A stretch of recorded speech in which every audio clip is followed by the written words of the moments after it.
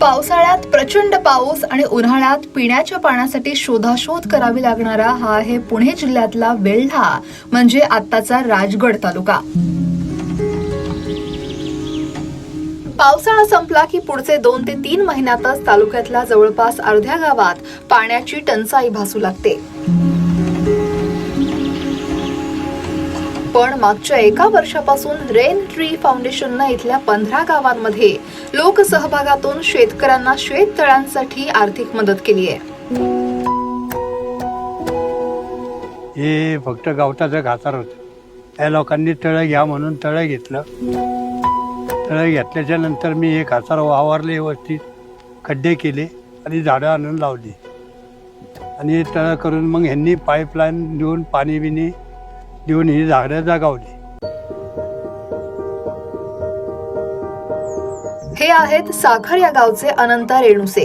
पाण्याच्या अभावामुळे त्यांच्या शेतात फक्त भाताचं पीक व्हायचं, पण शेत तळं बांधल्यानंतर त्यांनी 60 ते 70 आंब्यांच्या झाडांची लागवड केली आहे।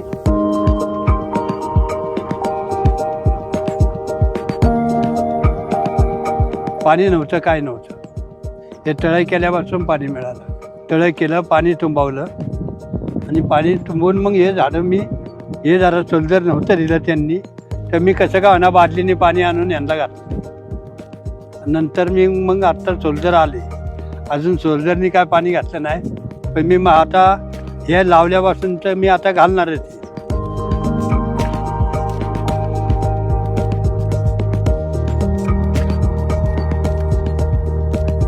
राजगड तालुक्यातील 15 गावांमध्ये 1 वर्षात जवळपास 88 शेतकऱ्यांना या माध्यमातून आर्थिक लाभ मिळालाय।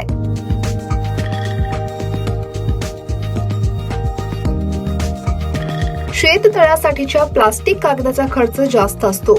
हाच खर्च फाउंडेशननं उचलल्यामुळे इथल्या शेतकऱ्यांना शेतीसाठी पाण्याची उपलब्धता झाली आहे। साखर इथल्याच किरण रांजणे यांनी आपल्या पडीक असलेल्या 15 गुंठे जमिनीत फळबाग लागवड करण्याचा निर्णय घेतला। इथं पाण्याचं काही स्रोत नव्हताच, कुठनं पाणी येणे नाही, त्यामुळं आम्ही जमीन पडीकच होती। भात लागवड करायचो, पण भात ह्याच्यामध्ये काय कधी व्यवस्थित व्हायचं नाही, मग आम्ही थोडे दिवस ते पडूनच ठेवलं। पण रेन ट्री फाउंडेशन गावामध्ये आल्यानंतर त्या संस्थेकडनं आम्हाला तळ्याची माहिती मिळाली। मग तळं घेण्यासाठी आम्ही प्रवृत्त झालो आणि त्याच्यामध्ये आम्हाला आर्थिक मदत म्हणून त्यांनी तळं सुद्धा आम्हाला घेऊन दिले।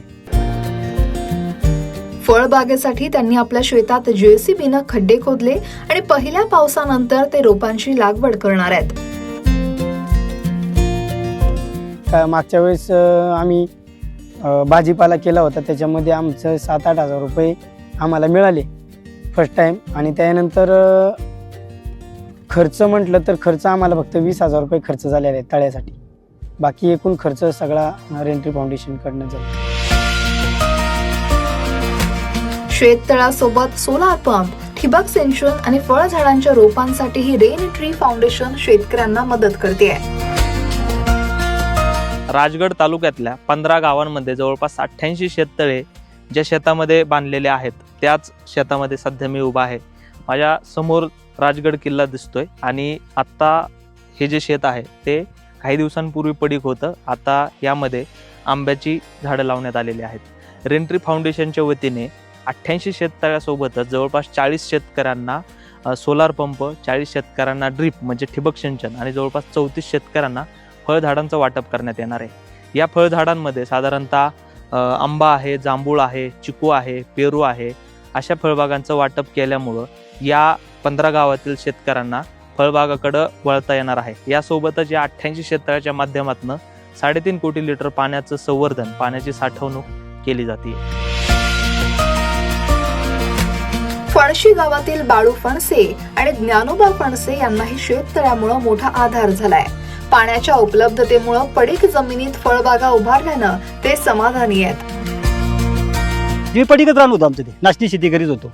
आता विंटीच्या माध्यमातून मी काय केलं, मग फळांच्या मागं मी झाडं लावली। आता माझ्या कमी कमी 100-200 झाडे, त्याच्यामध्ये मी परत आंतर्गत पीक घ्यायला मी त्यात थोडा गुरांना घास लावलाय त्या तळ्याच्या ह्याच्यावर, आणि त्याच्यामुळं आंबे आता उगावत्यात, घास बी थोडं फार जनावरांचं बागते त्या ह्याच्यात। आणि तळ्याचं पाणी पुरतंय त्याच्यात. रेन ट्री फाउंडेशनच्या पुढाकारानं राजगड तालुक्यातील 15 गावात 12 ते 15,000 फळझाडांची लागवड झाली असून 150 ते 200 एकर जमीन ही फळबाग लागवडीखाली आली आहे. येणाऱ्या काळात आणखी सोलर पंप, ड्रीप आणि झाडांसाठी आर्थिक मदत केली जाणार असून त्यामुळे राजगड तालुक्यात फळबागेचं क्लस्टर तयार होण्यास मदत होतीये. दत्ता लवांडेंसह ब्युरो रिपोर्ट, लोकमतagro.com.